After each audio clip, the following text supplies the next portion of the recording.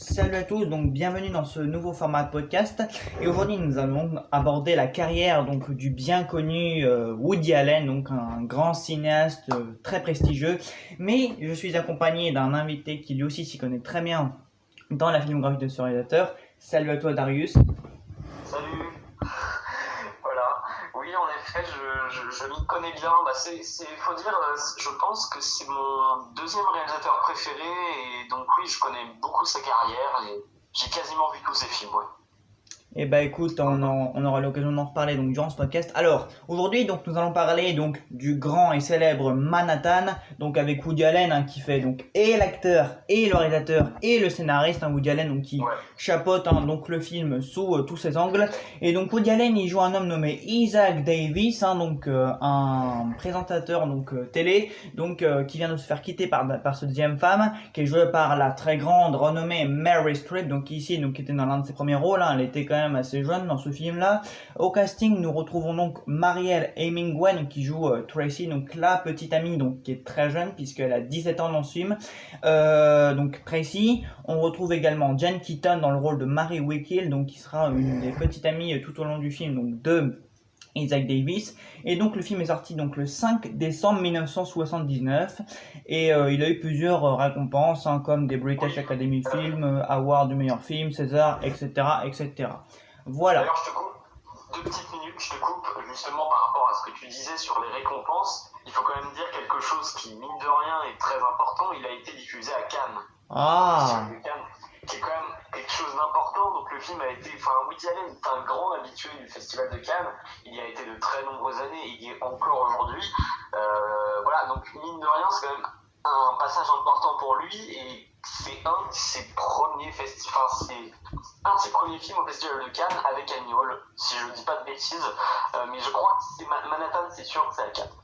Ah bah écoute, parce que moi j'avais cru comprendre que généralement tout ce qui était récompenses et festivals, Woody Allen y fuyait. Par exemple, il a toujours refusé donc de participer aux Oscars. Oui, tout à fait.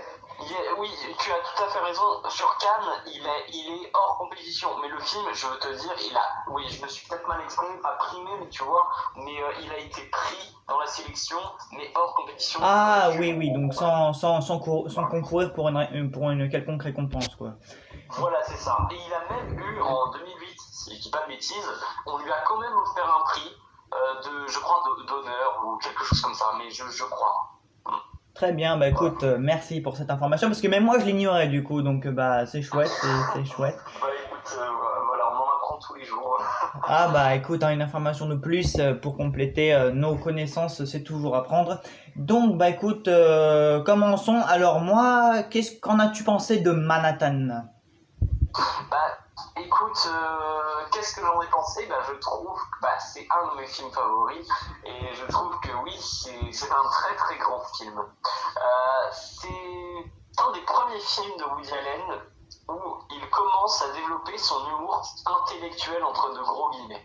Ce que je veux dire par intellectuel, avant, si tu regardes un petit peu la carrière de Woody Allen, au début on est sur du gag. On est sur du gag un petit peu burlesque, on est sur des films avec Sleeper, qui a été très mal traduit, Woody et les robots en français, ce titre est un peu idiot je trouve, mais bon.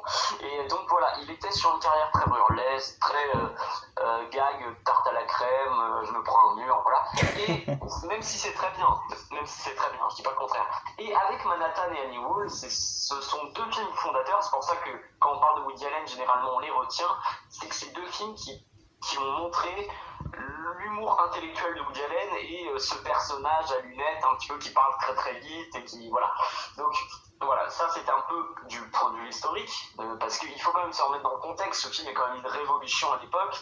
On arrive sur un tournant complet de la carrière de Woody Allen et c'est un film que je trouve formidable pour ça.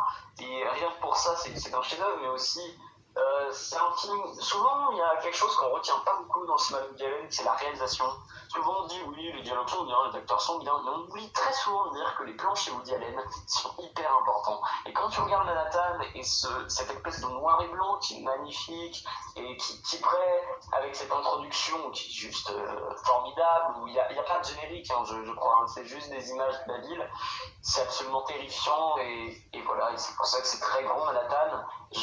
Voilà, je vais te laisser parler aussi un peu, mais pour qu'on continue à parler ensuite, mais pour moi c'est un très grand film, c'est un film important, je pense qu'avec Annie Hall, ce sont les deux révolutions du cinéma de Woody Allen, je l'ai déjà dit, mais voilà, c'est désolé si je me répète un peu, hein, c'est du direct, alors je ne sais pas trop si je dis, j'espère que je n'aurais pas dit trop de bêtises, mais voilà, c'est vraiment un très grand film que j'ai découvert il y a déjà très très longtemps, et voilà. Bah écoute, hein, tu as déjà fait un avis parfaitement complet. Alors bah à mon tour quand même de faire les éloges hein, de ce magnifique film. Hein. Je crois que tu as déjà résumé un bon nombre de ses qualités, notamment sa réalisation incroyable. Bon, alors tu as notamment pointé du doigt quelque chose de très important, les dialogues. Moi franchement, les dialogues chez Woody Allen, c'est une chose qui me fascine énormément. Enfin, c'est moi dans Manhattan ou même dans ses films les plus récents comme que ce soit Café Society, L'homme irrationnel ou enfin vraiment si vous n'avez pas vu ces films récents, enfin ces derniers films en date quoi, franchement regardez-le parce qu'en fait s'il y avait un truc que Woody Allen n'a pas perdu au fil des années, c'est franchement son sens du dialogue. Je trouve qu'en l'espace de une seule réplique il te dégomme 5 mots de vocabulaire que même moi je ne dirais même pas en toute une vie. Franchement tous ces dialogues sont intelligents, comme s'il avait pris un temps fou pour chercher tous les bons mots pour que tout ce qu'il dise ait un sens. Pour moi, ce sont des dialogues d'une richesse mais incroyable et c'est incroyable parce que c'est un peu de la philosophie. Woody Allen, c'est un grand intellectuel, c'est un grand philosophe. Donc déjà, moi, ce qui me frappe, déjà quand je vois Manhattan, ou même quand je vois Anna Assessor, ou même Annie Hall, ou même La Rose pourpre du Caire, ou même ses films les plus récents, comme Match Point, ou des trucs comme ça, moi, là où je vais vraiment me concentrer, c'est sur les dialogues, parce que pour moi, il écrit des répliques, mais même les répliques prononcées par Diane Keaton dans Annie Hall, pour moi, ça m'a fait tellement éclater de rire, tellement c'était extraordinaire. Et donc, bah, tout ce sens du dialogue s'accorde au magnifique donc des décors, parce que pour moi, dans Manhattan, mais il y a des plans, mais c'est les plus beaux plans que j'ai jamais vus de ma vie. Et là, je veux bien sûr faire référence à un plan très célèbre où on voit donc le pont de New York, mais vraiment en premier plan. En second plan, donc il y a ce banc où donc Woody Allen est assis donc avec sa compagne, et franchement ce plan noir et blanc donc qui doit durer au moins une minute ou deux, voire même plus dans le film, franchement ce plan il m'a carrément ébloui parce que je le trouve tellement bien travaillé, mais ce noir et blanc tout s'accorde si bien dans le film. Et tu as raison, effectivement, tu as noté une certaine mise en scène. Alors, elle est un peu plus discrète comparée à tout le reste. Mais voilà, c'est vrai que la mise en scène, elle a un petit peu son importance parce qu'il y a pas mal de plans séquences, il y a pas mal de plans de travelling et tout ça. Bah après, Woody Allen, c'est pas non plus quelqu'un qui a révolutionné le genre de la mise en scène, hein, comme aurait pu le faire Stanley Kubrick sur Shining, par exemple, hein, pour ne citer que lui. Mais voilà, pour moi... aussi bien sur le plan technique que sur le plan scénaristique, que sur les dialogues, que sur les plans, que sur la couleur, que sur tout ce que tu veux, pour moi, Woody Allen, il a pratiquement fait sans faute en fait sur Manhattan. Oui, tout à fait. Alors j'ai beaucoup de choses à dire par rapport à tout ce que tu as dit. Voilà, donc je me permets d'intervenir dans ce que tu viens de dire et d'y jeter un commentaire. Alors j'ai beaucoup aimé déjà ce que tu as dit sur Diane Keaton, qui en effet était la femme de Woody Allen pendant très très longtemps, qui n'est plus maintenant. Après, il a eu comme épouse Mia Farrow, avec laquelle il a fait énormément de films, dont Alice. Si vous n'avez jamais vu Alice, jetez-vous dessus. Et donc, en fait, Diane Keaton a été très importante. Moi, je trouve que c'est une très très grande actrice. Et Manhattan, Annie Hall, tout ça, elle est exceptionnelle. Elle crève l'écran. En fait, ce que j'aime bien avec cette femme et qui marche très bien avec Woody Allen, c'est qu'ils sont très naturels et jamais on sent oh là là, le réalisateur il est en couple, ça se voit et tout. Non, vraiment, même si souvent ils sont en couple dans leurs films, c'est souvent très naturel. Il y a une alchimie entre les deux personnages, entre le personnage de Woody Allen qui l'interprète lui-même et cette Diane Keaton, c'est absolument fantastique. Donc ça déjà, je suis d'accord avec toi. Par rapport oui, c'est vraiment un plan magnifique. Bah, d'ailleurs, ça fait l'affiche du film, c'est ce que je voulais te dire. Et d'ailleurs, oui, c'est absolument exceptionnel. Et ce plan est presque une photo, quasiment, vu que c'est un plan fixe. Et j'aimerais revenir, je suis pas totalement d'accord avec toi, sur la mise en scène, quand tu dis qu'il n'a pas vraiment révolutionné. Alors attention, j'adore Shining, j'adore Kubrick, et oui, c'est une révolution visuelle. Mais peut-être que Woody Allen n'a pas cette faculté de révolution visuelle, mais ça reste quand même une mise en scène qui n'a jamais été trop vue. On l'oublie un peu parce qu'elle est très simpliste finalement, on filme des personnages. Mais finalement, même avec ça, il arrive à faire des choses très belles. Je ne sais pas si tu as vu Intérieur, mais Intérieur, c'est un film vraiment à voir, parce que quand tu connais un petit peu le bonhomme et la carrière de Woody Allen, tu regardes Intérieur, tu te dis, ce film est de Woody Allen, parce que là, c'est pas un film comique, c'est un Hitchcock en fait, presque, et c'est incroyable, un peu comme peut l'être Match Point. Mais Ah oui. Alors je n'ai pas vu Intérieur, mais Match Point, oui, je vois très bien ce que tu veux dire, où on voit d'ailleurs également le pont de New York, hein, si je me trompe pas dans Match Point, hein, vers la fin du film notamment. Match Point qui est un chef-d'œuvre aussi, qu'il a fait dernièrement, et qui est vraiment formidable, parce que moi j'ai beaucoup aimé sa trilogie. Ah désolé, il y a plein de choses à dire. Là je suis en train de... Non mais je t'en prie, je t'en prie. Oui, en effet, si on veut parler de la trilogie aussi qu'il a faite de thriller avec Match Point qui est un chef-d'œuvre, Le Rêve de Cassandre, vous voyez Le Rêve de Cassandre, et Vicky, Cristina et Barcelona. Ah, je ne l'ai pas vu, mais il paraît que c'est un de ses plus gros échecs d'ailleurs. Hein.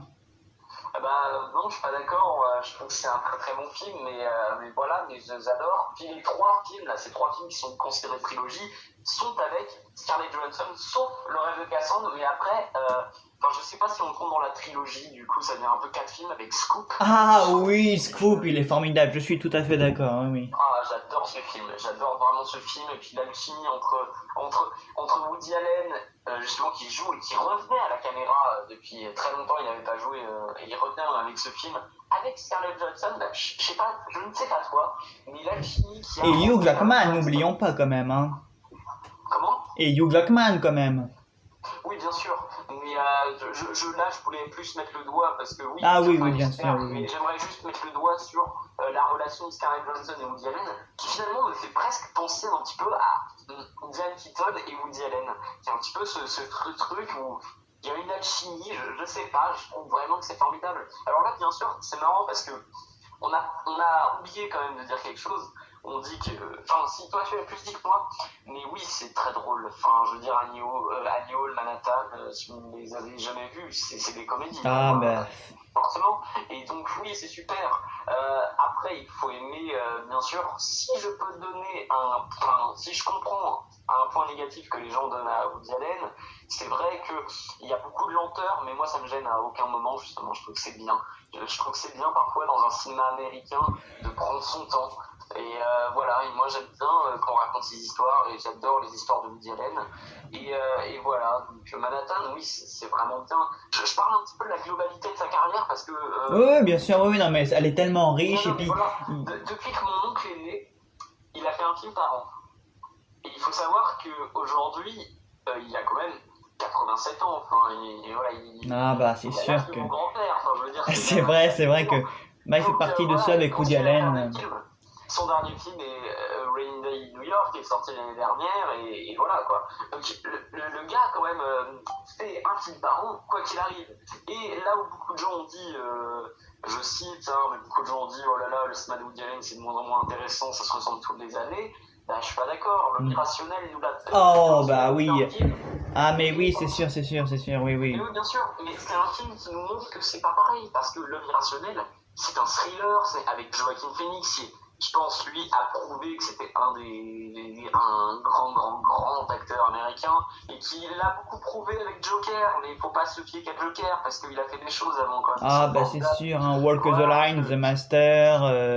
Voilà, d'ailleurs, je fais une petite dédicace à notre ami en commun Melvin, qui est très très fan de Joker. Voilà. Ah bah c'est sûr. Oui. Alors d'ailleurs, je me permets de rebondir un peu sur tes commentaires, parce qu'effectivement, je vois que tu es très emballé par tout ça.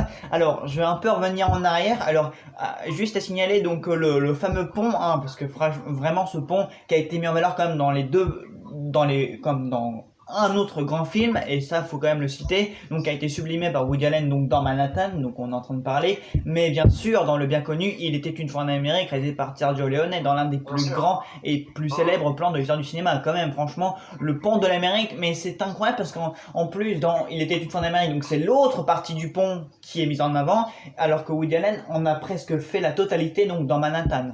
Alors après, pour revenir donc sur la lenteur des films de Woody Allen, là je suis pas d'accord parce que même si ce sont des films assez lents, Woody Allen il a toujours fait des films assez courts, hein. Franchement ces films ils durent tous entre 1h30 et 1h35, 1h40 peut-être, mais vraiment même si ces films sont lents, enfin je veux dire on est habitué quand même à son rythme. Et d'ailleurs L'Homme Irrationnel, franchement je trouve que Woody Allen en fait c'est un de ses je pourrais pas l'affirmer parce que je suis très loin d'avoir vu tous ces films, mais je pense que niveau scénario, Woody Allen quand même, avec L'Homme Irrationnel, il a rien fait. Peut-être que c'est peut-être une erreur de ma part, mais vraiment au niveau du scénario, L'Homme Irrationnel, c'est quand même une sacrée masterpiece parce que pour réussir quand même à créer un scénario pareil, tu te dis mais où est-ce qu'il va chercher tout ça quoi. Donc cet homme qui entend une histoire un peu de n'importe où et qui décide un peu d'en faire sa nouvelle raison de vivre, et cet homme c'est Joaquin Phoenix, et il va décider un peu de tuer un homme, enfin voilà, on parle un peu d'Homme Irrationnel, mais parce que le Seigneur de Manhattan, après tout, il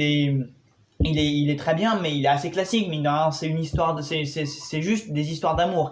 Et c'est en fait, dans la modernité de sa carrière, Woody Allen, il a continué d'explorer l'amour, mais sous un air un peu thriller. Match Point, c'est un thriller, mais il y a quand même une histoire d'amour dedans. L'Homme Irrationnel, ça parle d'une histoire d'amour façon thriller, et le thriller, c'est un peu une chose que Woody Allen n'avait pas tant fait que ça, justement, dans toute sa carrière. Tout à fait. C'est ce que je disais, je voulais juste rebondir là-dessus, je te laisse continuer parce que je parle trop.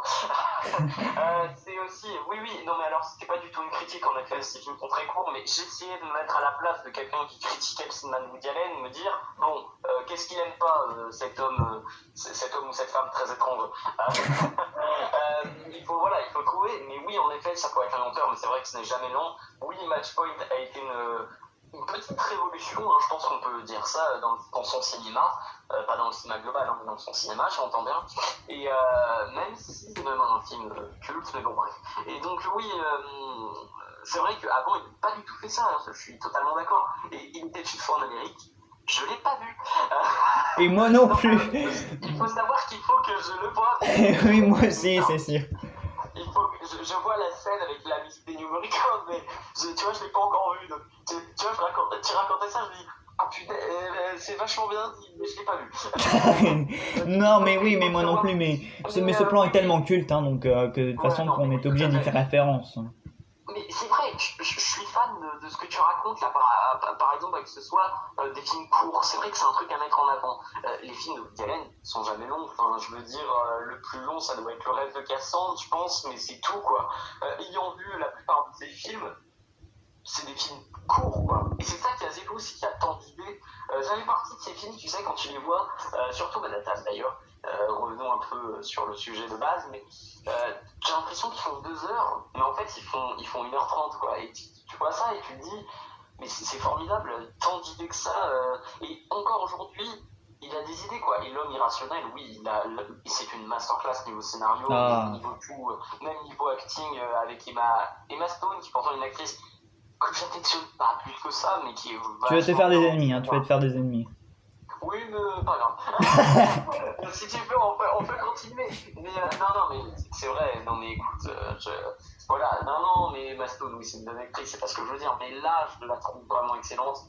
Et voilà. Mais un autre film, parce que Emma Stone, elle a joué, mine de rien, elle a joué dans quelques films de Woody Allen, tu vois, il a eu des actrices un peu fétiches, il a eu Diane Keaton, Mia Farrow, voilà, et après, il y a eu Scarlett Johansson un peu, et il y a la période, je pense, là, dernièrement, d'Emma Stone avec L'Homme Irrationnel, Magic in the Moonlight, et c'est tout, je crois, si je dis pas de bêtises, s'il y en a un autre, je ne sais plus, désolé, hein, c'est que je les ai presque tous vus, mais voilà, et un qui est d'ailleurs super, je tiens à dire, dans cette dernière, dans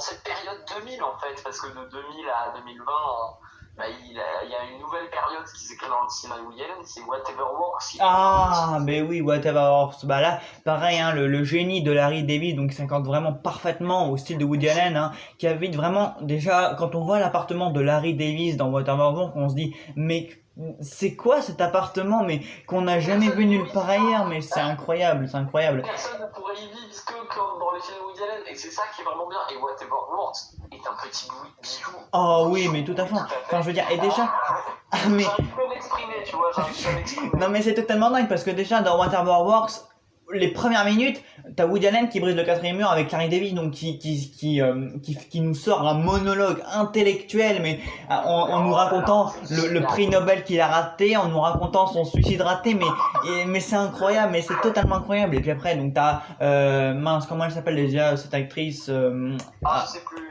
Enfin bref, qui débarque dans sa vie, mais c'est dingue parce qu'en fait t'as l'impression, ça rappelle un peu, si tu veux, Whatever Works, ça rappelle un peu, si tu veux, donc les premières heures de Woody Allen avec un peu donc cet homme qui a Larry Davis, donc il est plutôt jeune évidemment, évidemment, et donc avec cette jeune fille, voilà, très âgée, donc qui va un peu flasher sur lui, voilà, donc cette rencontre entre cet homme un peu âgé et cette jeune femme qui a débarqué dans sa vie, et les deux vont un peu tomber amoureux, puis après avec ce triangle amoureux qui va se faire avec James Marsden, enfin il y a tout un rapport qui revient à ses premières sources en fait avec Whatever Works.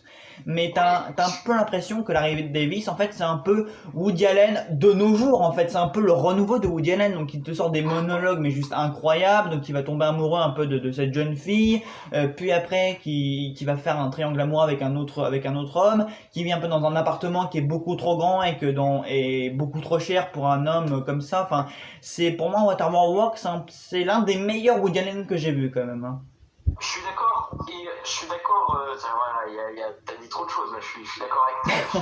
C'est vrai que le brisage du quatrième mur, et quand on le dit un petit peu en audio, les gens ils disent « Oh d'accord, je l'ai vu dans plein d'autres films, c'est bon ». Mais en fait, pas du tout. En fait, c'est très très original fait dans le film. Et en fait, cet acteur principal qui est donc le personnage principal de Whatever Works, c'est un peu Woody Allen maintenant, c'est un peu... voilà, c'est un peu de Manhattan 2, mine de rien, mais vraiment, attention, hein, je mets de gros guillemets. Oui. C'est que ça, c'est pas du tout la même chose, je veux dire, attention, j'entends bien. Mais je veux dire, c'est un petit peu la même histoire, avec ce rapport un peu d'un homme plus âgé qui tombe sous le charme d'une femme plus jeune. Donc là, il y a ce truc-là. Bon, évidemment, c'est pas du tout pareil, ça se passe pas dans Manhattan, c'est sur toute la ville de Manhattan. Là, c'est sur un petit coin, voilà, une petite rue, voilà. Et oui, son suicide raté, enfin, le film est tapissé de rire. Ah oui, c'est sûr, non, mais totalement. Il est très très drôle. Et non, mais oui, il faut le voir, c'est vachement bien. Mais Whatever Works, en plus, c'est vraiment un très bon film. Moi, je pense notamment, si vous n'avez jamais vu cette scène, arrêtez ce podcast et allez tout de suite taper dans Google un extrait. Bon, restez jusqu'au bout quand même pour mon ami. Mais après, allez taper sur Google la scène de l'échec qui est vraiment très très belle où en fait il joue, il est vieux mais il joue aux échecs avec un ado, enfin non, même un enfant je crois, enfin voilà, et donc il est hyper mal, il dit mais comment tu peux rater, mais t'es nul ou quoi. Il lui parle hyper mal, il lui dit si tu réfléchissais 2 secondes tu serais, enfin je sais pas, mais ça me mourir de rire quoi. Ah oui, non mais je suis tout à fait d'accord. Il y a sa mère à côté, tu sais, il y a sa mère à côté qui le regarde, mais arrête de parler mal au Oui, non mais tout à fait, c'est incroyable. Non mais c'est vrai, comme si en fait Woody Allen en fait avait écrit en fait de base le personnage comment il s'appelle déjà, Boris, qui est Lincoln, voilà, le personnage de Boris pour lui, mais qu'au final qu'il avait écrit pour Larry Davis. Donc d'ailleurs c'était l'un le premier rôle, parce que Larry Davis il est plus connu en tant que second rôle de même genre de comédie.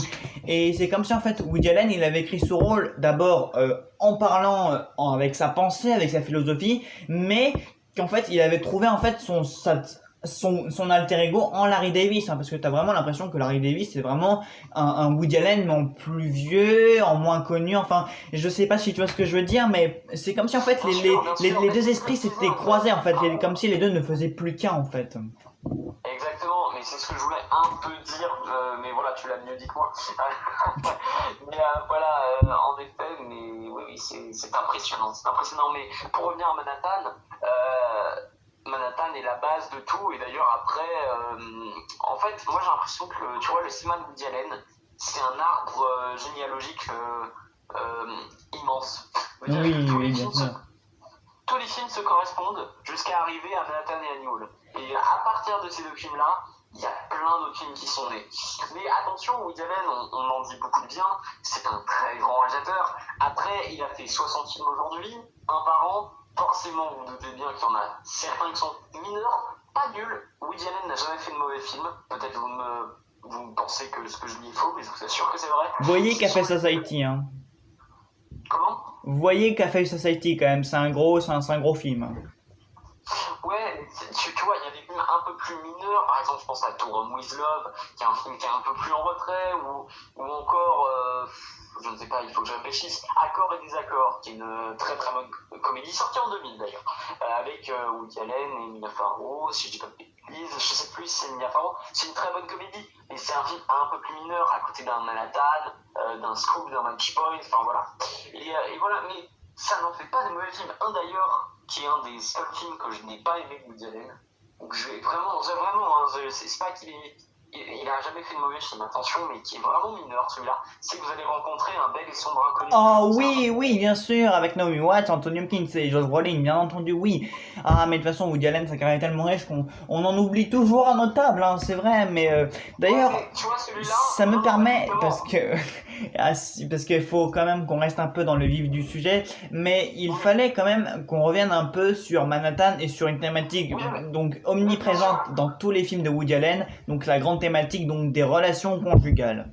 Oui. Pour moi, c'est vrai que Woody Allen, en fait, c'est comme si il aborde en fait l'amour, la relation amoureuse, la relation de couple, la relation extra-conjugale. Il aborde vraiment ça sans tabou, mais avec une philosophie extrêmement intelligente. C'est-à-dire que lui, il trouve les mots justes. Par exemple, bon, c'est vrai que, par exemple, parler de ça avec ses parents, c'est pas forcément facile. Et bah, Woody Allen, en fait, c'est comme si il nous expliquait, non, mais c'est un peu vrai, c'est pas forcément des sujets qu'on aborde dans la vie de tous les jours, mais c'est lui, en fait, il trouve les mots justes, les mots les plus appropriés, parce que bon, parler de ça, faut trouver quand même des mots assez justes. Et Woody Allen, en fait, dans ses films, il en parle sans tabou, avec des mots tellement qu'on n'aurait jamais pensé à employer en fait pour parler de ce sujet. Et à tel point en fait qu'il ne rend pas du tout le sujet tabou, quoi. Voir un film de Woody Allen, en fait, c'est pas du tout gênant, tellement les mots qu'il emploie sont intelligents, tellement les rapports en fait tellement comment il explore ça avec son propre point de vue, c'est tellement intelligent, c'est pas du tout tabou. C'est même c'est comme si en fait il nous en apprenait même plus sur l'amour, parce que bon, Woody Allen physiquement, bon, c'est vrai qu'il a une tête un peu bizarre, mais c'est vrai qu'en fait mais c'est vrai que en fait lui-même il se met donc on a l'impression qu'il peut toutes les avoir, hein, si je puis dire ça comme ça, mais pourtant vous voyez, c'est quand même un homme qui a une tête assez étrange. Bon, c'est ce qui en fait un personnage formidable d'ailleurs, mais il a un physique très particulier. C'est ça, parce que bon, c'est un peu Woody Allen, il a un peu la tête d'un intello très précoce, voilà, qui savait tout avant tout le monde et tout ça et tout ça. Et donc dans ses films, en fait, il est toujours en relation avec les plus belles femmes, mais parce qu'en fait, c'est un homme très intelligent. Qu'en fait, Woody Allen, et c'est pour ça d'ailleurs que ça va me ramener à Waterworld Walks, c'est parce qu'en fait, la jeune fille dans Waterworld Walks, elle est séduite donc par Boris, non pas parce que c'est un homme beau, mais parce que c'est un homme intelligent. C'est son savoir qui fait qu'elle flash sur lui. Et donc, dans Manhattan, en fait, c'est ce qui me fait penser, et donc dans d'autres de ses films d'ailleurs, comme Annie Hall, où il entretient vraiment des relations avec les femmes, mais c'est tellement intelligent, c'est tellement bien dit, voilà, il hésite pas à parler, voilà, même de sujets très tabous comme le sexe, ou même la stérilité, ou des sujets vraiment sensibles, hein, pour les couples.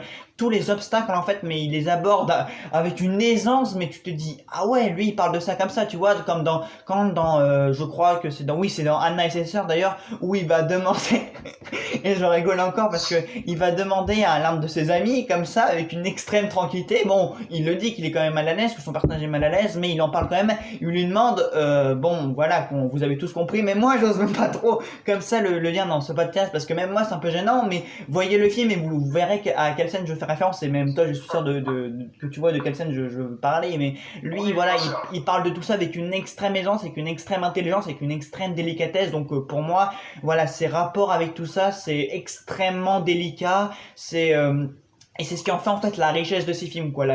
Sa philosophie sur l'amour et tout ça, vraiment c'est tellement brillant en fait pour moi tout ça. Oui, j'aimerais dire plusieurs choses. Ah. Juste, j'avais pas totalement fini sur un truc, et j'enchaînerai après sur autre chose. Je voulais justement dire que Vous allez rencontrer un bel et sombre inconnu était pour moi un trait mineur de sa filmographie, voilà. Donc c'est le seul que je trouve moins bien, le reste, je trouve ça nickel. Et pourtant, du coup, je vais rebondir vite fait sur Vous avez un maître inconnu. Pourtant, si vous devez voir ce film, c'est carrément pour son casting masterclass. Hein. Gemma Jones, Naomi Watts, Josh Brolin, Freda Pinto. Voilà, franchement, il y a un grand casting. Ils jouent tous très bien. Anthony Hopkins, quand même, voilà, un acteur comme de renom. Voilà, quand même, Woody Allen, encore une fois, Vous avez rencontré un maître inconnu. Donc, il aborde l'amour avec du voyeurisme, avec de l'intellect. Voilà, il met tout en fait. Donc, Vous allez rencontrer un maître du comique, de l'amour, vraiment tout. Ouais, Et c'est pour ça en fait que vous devez voir ce film aussi. Bien sûr, mais ça reste un bon film, attention. Évidemment. Je trouve qu'à côté, tu vois, de films comme Manhattan, Whatever Works, voilà. Voilà, ce que je voulais dire, c'est que c'est un mineur, je trouve. Mais pour rebondir sur le physique de Woody Allen, c'est quelque chose de très important.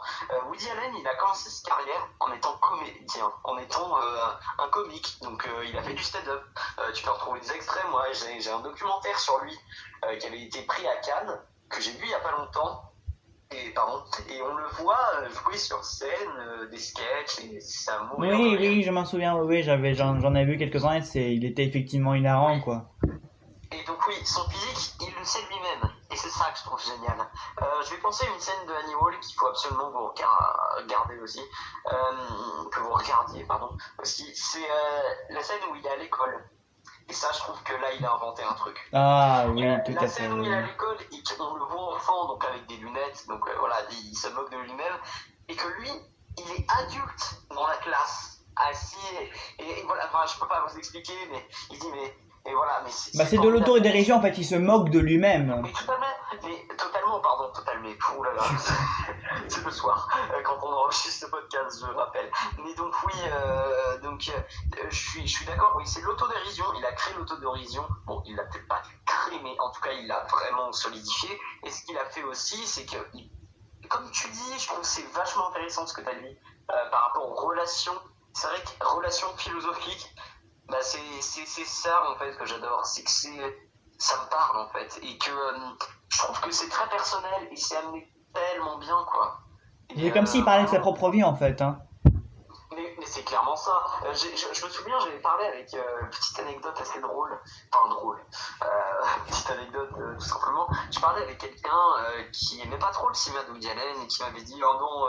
Je commence à parler de Woody Allen et c'est une fille, donc elle me disait ah non, moi, non, ça me saoule, il parle trop de lui.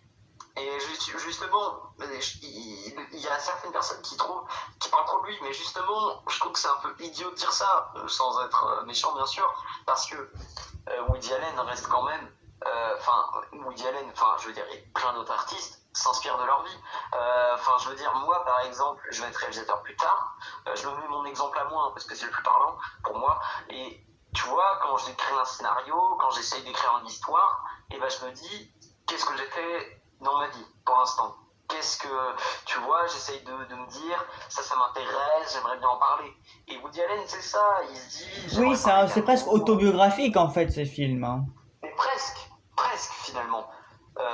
Presque. Quand tu disais sur le sexe, moi, ça me fait penser à un de ses premiers films, qui était un film à sketch qui s'appelle tout ce que vous avez toujours voulu savoir sur le sexe sans jamais oser le demander. Si vous voulez regarder ça, c'est très drôle. Et en effet, c'est pas tabou et c'est jamais tabou. Donc là, en effet, là, je viens de dire un titre qui est long d'ailleurs. Il fait partie des films qui ont le titre le plus long, je crois.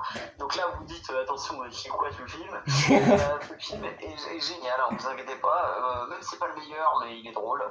Voilà, mais voilà donc. Regardez Woody Allen, je sais pas quoi vous dire. Et oui, on va revenir sur Manhattan, excusez-moi. En plus, là, au moment où on enregistre, j'ai ma grosse affiche de Manhattan devant mes yeux et ma bibliothèque de DVD où j'ai tous ces films en DVD.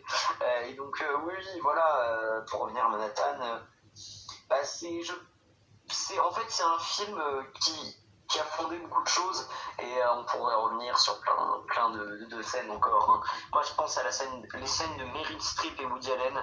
Oh, mais elles sont fameuses. Et d'ailleurs, Woody Allen, voilà, je rebondis un peu parce que tu disais donc c'est que c'est un comique, mais en fait, Woody Allen, dans ses films, certes, c'est un excellent dialoguiste, c'est un excellent scénariste, c'est un excellent tout ce que vous voulez. De toute façon, Woody Allen, c'est un homme très brillant, mais en fait, Woody Allen, en fait, c'est un artiste, c'est un philosophe, c'est un intellectuel. En fait, dans ses films, c'est vraiment tout, voilà. Quand on voit vraiment la beauté de ses plans dans chacun de ses films, enfin, pas dans chacun de ses films, mais dans Manhattan, justement, parce que c'est le sujet de ce podcast de base, et ben en fait, on se dit que. Vous ne le pensiez pas, mais si.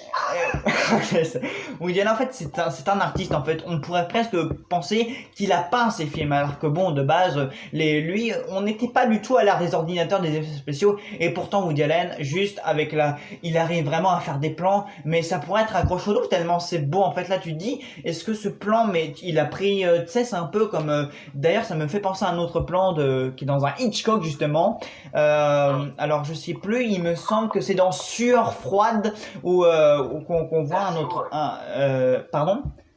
Vertigo, c'est le. Ah oui, Vertigo, tout à fait, oui, mais les traductions sont tellement mal foutues. Mais. On est d'accord. Pas de printemps pour Marnie. Tout à fait. Mais voilà, enfin, je veux dire, les Woody Allen, en fait, c'est comme si, en fait, il avait inspiré tout un tas de réalisateurs, en fait, hein, dont Alfred Hitchcock, donc pour Vertigo, qui est sorti, je ne sais plus trop quand, parce qu'on a donc Manhattan qui est sorti en 79, et on a Vertigo, donc je vérifie très vite fait, donc sorti en 1958, donc juste un an avant. Donc en fait, c'est plutôt Woody Allen qui a copié Hitchcock, mais oui, donc c'est pour ça en fait. Mais peut-être que justement, Allen a plus. Tu t'es trompé là, je crois. Hitchcock avait sorti un film un an avant Woody Allen. Bah si, puisque Manhattan était en 79 et Vertigo était j'ai la date sous les yeux, hein, et date de 1958, donc si c'était bien avant.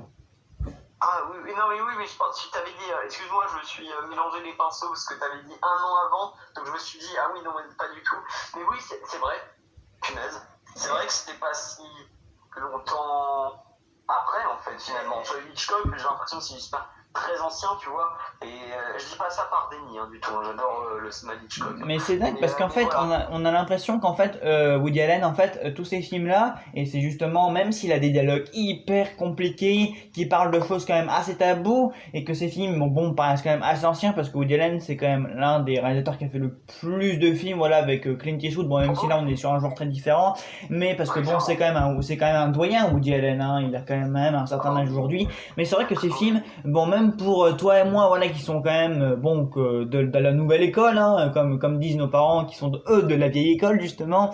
Et bah c'est vrai que quand même il réussit à rendre ces films très accessifs. Hein. Moi personnellement, ces films, je les regarde avec une extrême aisance. Enfin, j'ai aucun mal à les comprendre. Au contraire, non seulement je les comprends, mais en plus je rentre dans l'histoire très facilement. Voilà, ces films sont pas longs à regarder. Les dialogues peuvent paraître pas compliqués, alors qu'en fait ils sont hyper simples à comprendre. Les sujets abordés peuvent être super tabous et Woody Allen les rend très délicats et même très drôles en plus. Et donc pour moi, en fait, Woody Allen, tous ses films sont hyper accessibles, quoi. On pourrait dire, parce que moi, tu sais, j'ai fait une vidéo sur les réalisateurs particuliers, et Woody Allen, je ne l'ai pas mis dedans, justement, parce qu'en fait, on pourrait penser que c'est un réalisateur très particulier, parce qu'il est vintage, parce qu'il a son style très british, très élégant, très intellectuel, très philosophique. Mais en fait, pas du tout. Ces films, on peut vraiment les regarder, même dans une soirée entre copains, que ça posera pas de problème, parce on se bidonnerait de rire devant ces films, en fait, à Woody Allen. En fait, c'est pas du tout un réalisateur compliqué. Et ça parle à tout le monde.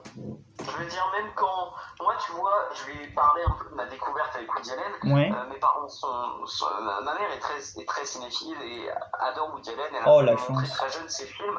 Donc j'avais au tout début de l'adolescence, elle m'a montré Annie Hall. Oh, quelle chance. Donc évidemment, j'avais adoré.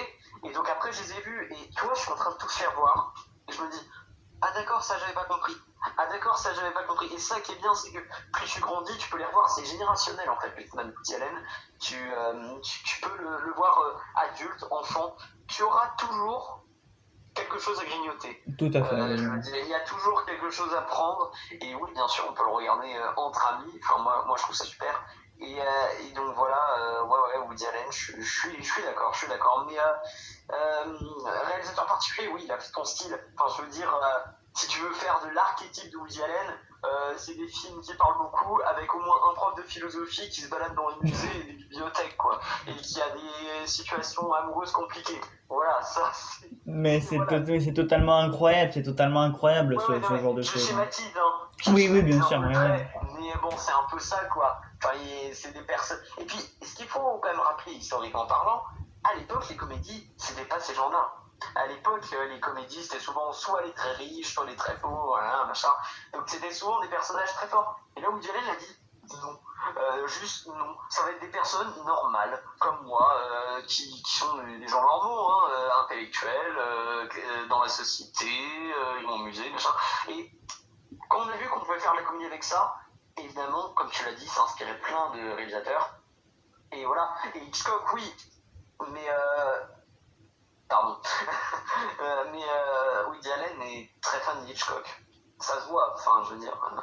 Bah oui, après, c'est au niveau du genre, enfin, je veux dire, Hitchcock est très vintage, mais par contre, c'est le roi du suspense, évidemment, hein. Quand on pense au roi du suspense, on pense bien évidemment à Psychose et tout ça en noir et blanc, mais c'est pas le même genre, mais peut-être sauf si on, excepté donc le genre, le scénario et tout ça, parce qu'après, bon, Hitchcock aussi, il prend toujours des acteurs masterclass, hein, évidemment, Gary Grant, Jon Stewart et tout ça, mais évidemment, mais si on accepte juste le genre de film que traite Hitchcock, à savoir le thriller, le suspense et tout ça, Woody Allen, bon, c'est plus un genre intellectuel, un genre philosophique. Mais si on accepte vraiment ces deux genres, ce sont deux réalisateurs qui auraient pu parfaitement faire un film ensemble et combiner leurs deux genres, quoi, si tu vois ce que je veux dire. Pour moi, c'est un peu ça, quoi. C'est deux réalisateurs vraiment qui se ressemblent, vraiment sur leur style de filmer, sur le style un peu d'écrire leur dialogue. Bon, peut-être qu'Hitchcock c'est un peu moins intellectuel, mais enfin, peut-être que tu vois ce que je veux dire, vraiment sur le style de film.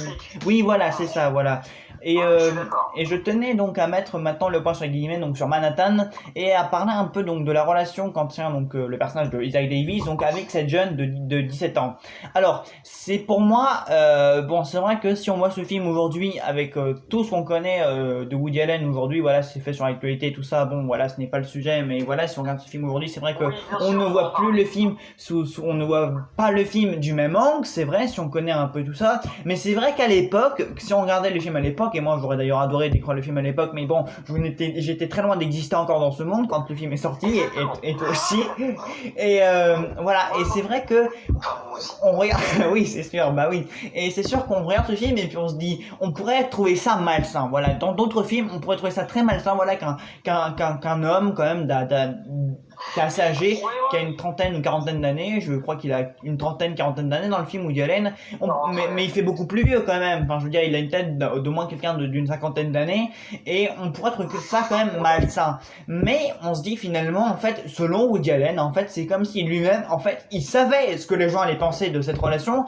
comme si il se doutait de la réaction des gens, et donc du coup, il essayait en fait de faire des commentaires sur cette relation directement dans son film, en fait, c'est comme si en fait, il anticipait l'opinion générale donc de ses futurs spectateurs et qui commentait en fait ce qu'il avait écrit lui-même, parce qu'effectivement on pourrait penser que c'est un peu malsain, mais Woody Allen en fait arrive à le rendre très naturel en fait.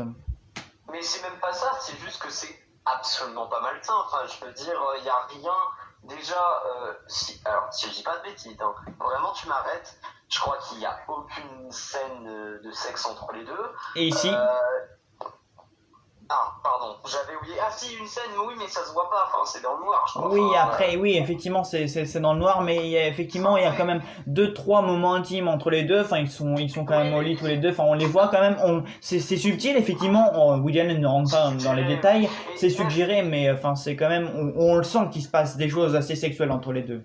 Oui, bien sûr, mais tu vois, c'est absolument pas malsain, vu que c'est pas lui qui la retient, enfin, je veux dire, elle l'aime, bon, c'est vrai qu'elle a, et d'ailleurs, on voit que son personnage est un peu naïf, et qu'à la fin, finalement, Woody Allen essaye de lui dire, mais c'est pas possible entre nous deux. Je veux dire, enfin, et ça, je trouve que c'est intéressant.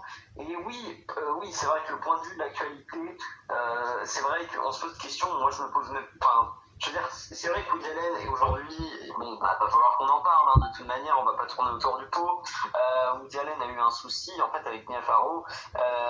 Tout simplement, je vous explique un petit peu vite fait, sauf si toi tu veux l'expliquer, hein, comme tu veux. Moi, je connais bien cette affaire, donc si tu peux en parler. Bah écoute, disons que j'allais plutôt te dire une autre chose, c'est qu'en fait il y a un documentaire qui va très bientôt sortir sur HBO Max. En fait ça va s'appeler Allen en fait vs Farrow, et ça va un peu revenir sur cette affaire. Et peut-être éventuellement que si on a l'opportunité, quand ce documentaire sera sorti, c'est d'en parler en fait si on a l'occasion. Ah, mais bien sûr. Donc Bien sûr, mais moi je voulais juste le rappeler un petit peu vite fait. vas-y, je t'en prie. Mia Farrow, actrice qui a été fétiche de Woody Allen, en fait, simplement, la fille de Mia Farrow a porté plainte il y a quelques années, comme quoi Woody Allen l'aurait violée tout simplement, donc d'agression sexuelle. Bien sûr, ça fait très très parler. Son dernier film a été interdit aux États-Unis, mais ce que les gens ignorent beaucoup. Et après, j'arrêterai là, il y a eu 2 enquêtes et il a été innocent. Voilà, il a été innocenté par la justice 2 fois, et ça beaucoup de gens l'oublient. Je dis pas que c'est révélateur, attention, mais voilà, je voulais juste le caser, pour que juste que les gens, voilà, ça fait très longtemps que cette affaire traîne, je suis désolé, bon, ça va paraître très politique, un peu de 2 secondes, désolé, je vais très très vite. Je t'en prie, vas-y. Beaucoup de gens comparent l'affaire Woody Allen à Polanski, non, juste non, c'est pas du tout la même chose. Et à Weinstein aussi, hein.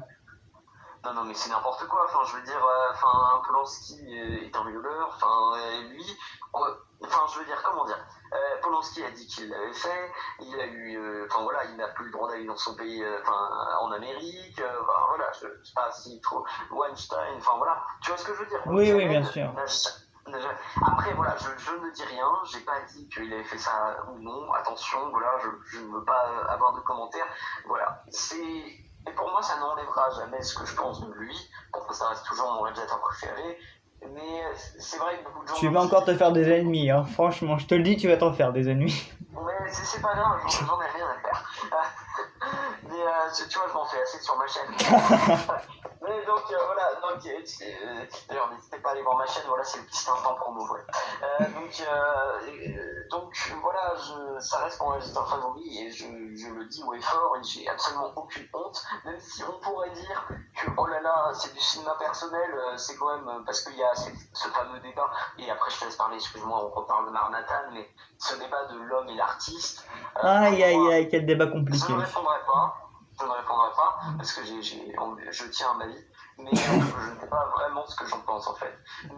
Et donc, moi avec Woody Allen, je ne sais pas ce que j'en pense, j'ai envie un peu d'oublier cette affaire et de me dire que ça reste mon réalisateur favori. Voilà, mon deuxième réalisateur. Donc voilà.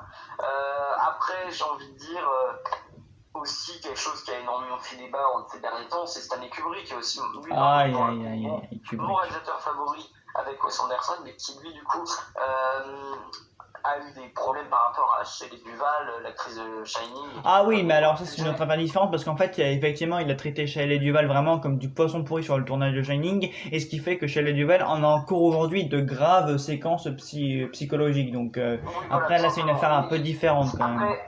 Après, c'est pas la même chose, hein, parce que c'est pas de l'agression sexuelle, voilà. Mais je veux dire, ça... Non, là c'est plutôt moral du coup. Hein. Voilà, donc, je voulais juste caser un petit peu ça.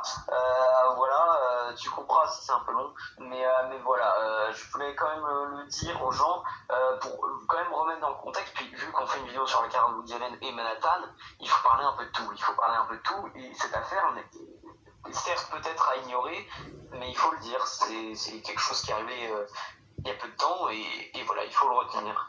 Maintenant, Woody Allen, oui, Manhattan, c'est géant, et ça restera géant, et on ne pourra jamais effacer ce film de l'histoire du cinéma. Voilà.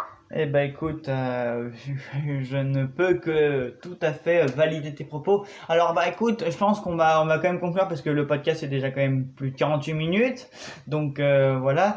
Écoute, non mais c'est le temps qu'il faut. Oui, bien sûr. Non mais la carrière de Woody Allen est tellement riche. Et d'ailleurs parce qu'on a quand même parlé plus de l'ensemble de la carrière de Woody Allen que de Manhattan. Mais voilà, pour vous livrer mais c'est tout à fait normal, parce que de toute façon on ne peut jamais, quand on parle d'un réalisateur qu'on adore, et je pense que tu seras tout à fait d'accord avec moi, c'est qu'on ne peut jamais rester sur un sujet fixe. Ça, c'est tout à fait impossible. Quand on aime un réalisateur, on est toujours obligé de s'étaler vraiment sur tous ses films.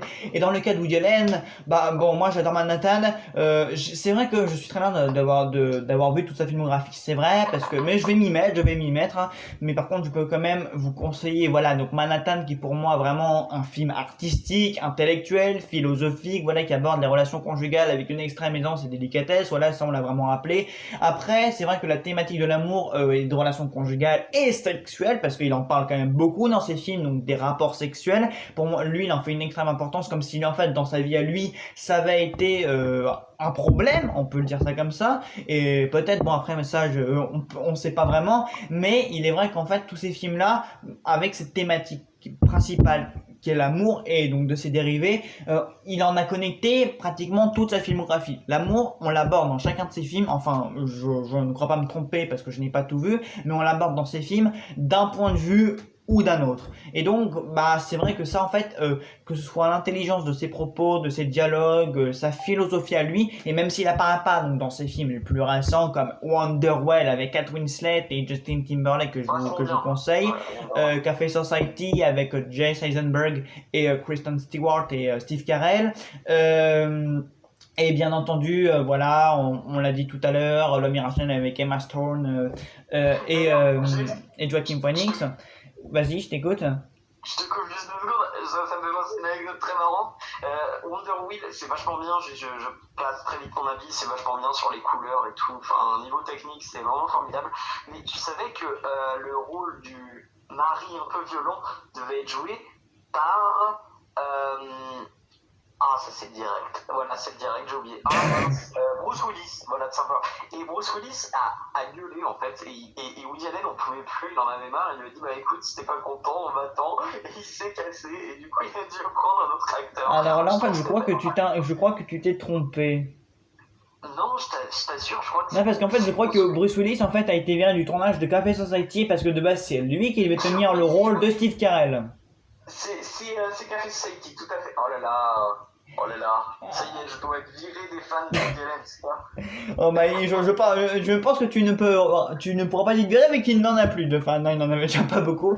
Mais bref, voilà, donc Manhattan, globalement, voilà, Manhattan, comme le reste de sa filmographie, c'est de la masterpiece au niveau plan, au niveau acteur, au niveau dialogue surtout, mais j'ai jamais vu et entendu, écouté, j'ai dévoré chaque réplique. Et d'ailleurs, il y a une réplique de Diane Keaton dans Annie Hall qui me reste en tête, c'est fais l'éducation. Enfin, je me dis, mais cette réplique m'a tué de rire, mais je me suis dit, mais c'est pas possible, mais comment il fait pour inventer des répliques pareilles, moi? Enfin, je veux dire, moi, si demain, je traite un de mes amis et je lui dis, mais t'es fait l'éducation, mais il va me dire, mais quoi? Il va pas comprendre, mais parce que, et c'est dingue, parce qu'on... Sauf s'il a vu Annie Hall. Oui, c'est vrai, oui. Et d'ailleurs, ça me fait penser, là, je pense à un autre film tout autant mineur, et je pense que tu es d'accord avec moi, donc qui est Blue Jasmine, avec Kate Blanchett et Sally Hawkins. Enfin bref, on va pas s'éterner, parce que si on fait tous les films de Woody Allen, ce podcast va durer au moins 3 heures. Mais voilà, pour moi, Manhattan, c'est, je pense, un de ses meilleurs films pour le moment. Voilà, je vous redirai ça si on fait d'autres podcasts sur d'autres films, et c'est ce qui est prévu d'ailleurs, hein, si tu es d'accord, si tu es d'accord.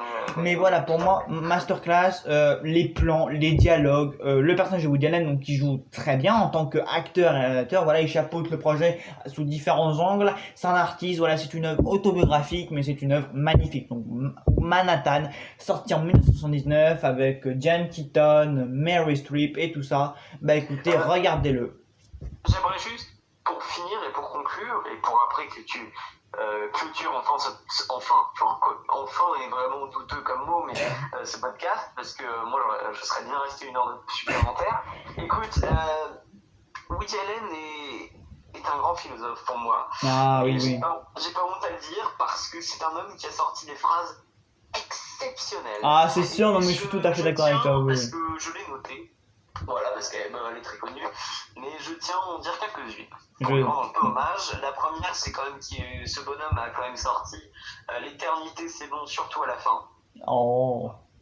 Ce qui est peut-être quand même une assez grande phrase. Bon voilà, il y en a plein d'autres, mais celle-là, elle est vraiment un peu. Il a même dit une fois, Bon, il y en a eu une un peu crade, mais allez les chercher sur internet, elles sont vraiment bien. Il a notamment dit quelque chose de très drôle, désolé, ça va paraître un peu dégueulasse, mais j'avoue que j'aime bien. Il dit, et arrête de te moquer de la masturbation, c'est faire l'amour avec quelqu'un que tu aimes. Je trouve ça assez drôle. Ah, mais de toute façon, mais c'est ça en fait, comme on le disait, Woody Allen, de toute façon, c'est quelqu'un qui parle de l'amour et du sexe. Voilà, on peut le dire carrément, parce que bon, c'est un peu tabou, mais bon, on parle quand même de Woody Allen. Mais en fait, ils disent tout ça, ils parlent, voilà, ils disent des mots un peu vulgaires comme, voilà, bon, on va pas le dire parce que sinon YouTube va me striker, mais il dit des mots quand même en rapport avec le sexe, avec l'acte sexuel en lui-même. Il dit quand même des mots, mais en fait, ça ne nous gêne pas du tout. Alors qu'en fait, moi, par exemple, si j'entends si mes parents veulent en parler avec moi, je vais être extrêmement gêné. Mais entendre Woody Allen, en fait, ça me fait plutôt rire. Et c'est ça qui est incroyable avec lui. J'aimerais juste donc conclure, parce que j'avais pas fini, je t'ai lancé sur autre chose, excuse-moi. Mais du coup, oui, aussi, il y a un truc qu'on n'a pas du tout parlé. Je t'écoute. Et justement, on le dit avec l'éternité, c'est long, surtout à la fin, c'est la mort. C'est qu'un truc qui est très présent dans la filmographie de Woody Allen, c'est la mort. Et guerre et amour. Oui, c'est ça, Guerre et Amour. J'ai cru que j'allais me planter avec Guerre et Paix, le roman, mais non. Non, Guerre et Amour. Bah, c'est carrément ça. Est-ce que tu l'as vu? Non, mais c'est tellement riche qu'il y a beaucoup de choses que je n'ai pas vues chez Woody Allen. Non, mais c'est que je peux pas te dire la fin du coup, mais bon. Mais je tiens quand même à rebondir effectivement et très rapidement sur cette thématique de la mort, parce que comme en fait les autres sujets, comme la vie en fait, bah il y a la mort. Et Woody Allen en fait il l'a compris. Et pareil la mort, et d'ailleurs comme vous pourrez le voir dans le film Scoop, Woody Allen, enfin je ne vais pas vous spoiler la fin, dans Match Point aussi, 2 films de Scarlett Johansson, mais il aborde la mort. Je ne vous dis pas de quelle façon, mais en fait c'est même drôle. Parce qu'en fait, selon Woody Allen, et je vais rester très vague, selon Woody Allen, après la mort, il y a l'au-delà, le paradis, l'enfer et tout ça. Donc lui, il va un peu traiter ces thématiques. Oui, enfin ça c'est un peu de mon point de vue, tu vois, c'est un peu, selon lui, après la mort, il se passe quelque chose. Et il le rend très comique. Oui, non, ça c'est de mon propre point de vue. J'ai oublié de préciser, c'est de mon propre point de vue.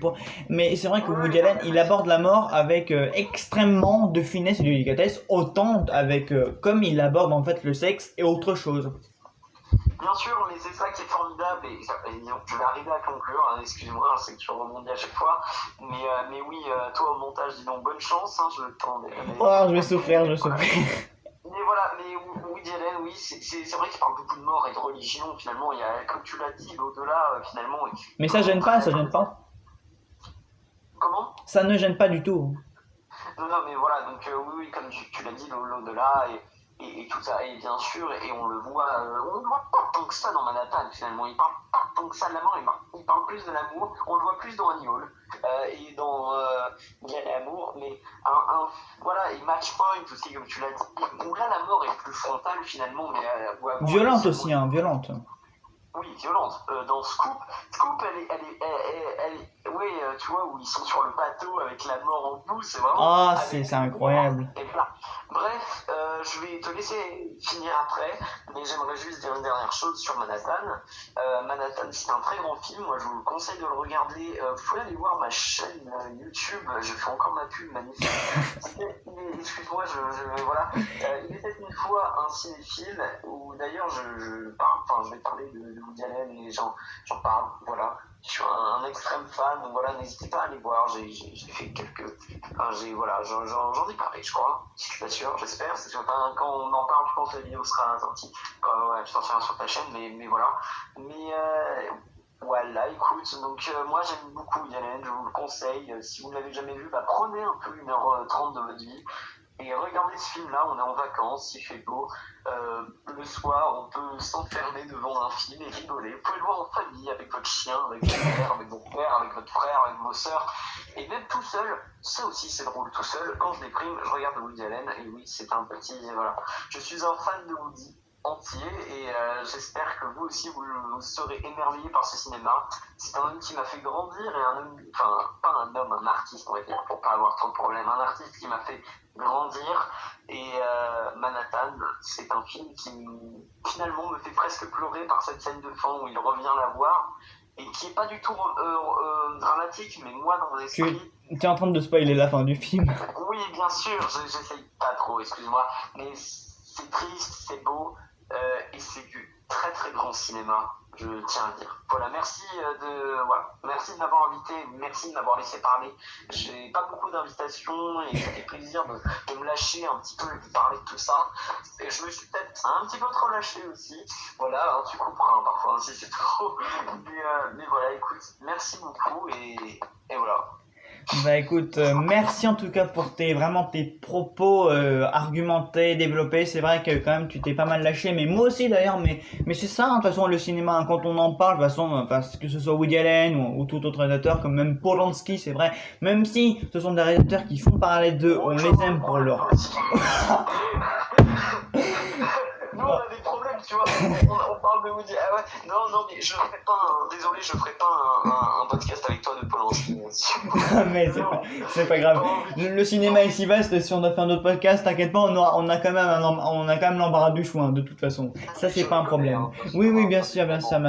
Mais voilà, alors, même si, donc, pour conclure ce podcast, parce qu'il faut conclure, on arrive pratiquement à 1 heure de podcast, et oui, déjà. Et bah, c'est parfait. Oui, toi tu dis ça parce que ce n'est pas toi qui va devoir t'attaquer au montage. Ah, allez, bonne chance. Je pense à toi. Oui, bah oui, je pense à moi et au fait qu'il soit déjà 22h43 à l'heure où on finit ce podcast. C'est bien. Oui, t'as raison, toi, à quelques jours de la rentrée scolaire. Enfin bref. Donc, même si je vais diablement souffrir au montage, voilà, ce fut un plaisir quand même. Tout à fait, donc voilà, donc ça va être un podcast, voilà, donc qui arrivera sans doute demain ou après-demain sur ma chaîne, voilà, en fonction du temps que je mettrai, voilà, pour illustrer tout ça, parce qu'il va falloir quand même ajouter un paquet d'images, voilà, je vais ruiner Google avec tout ça, mais c'est pas grave parce que... Oui, c'est sûr, ouais, mais en tout cas, on reviendra sur Woody Allen, hein, dès que tu peux, dès qu'on peut, on se fait un podcast sur un autre de ses films ou même sur un autre réalisateur, il n'y a pas de souci, moi je suis toujours prêt à évoquer les plus grands chefs-d'œuvre du cinéma, les plus grands auteurs de notre monde, voilà, parce que le cinéma c'est tellement vaste, c'est tellement beau, c'est tellement tout, qu'on pourrait en parler pendant des heures et c'est ce qu'on est en train de faire d'ailleurs. Et bah écoute, merci d'avoir accepté mon invitation, ce fut un plaisir de t'accueillir sur cette chaîne.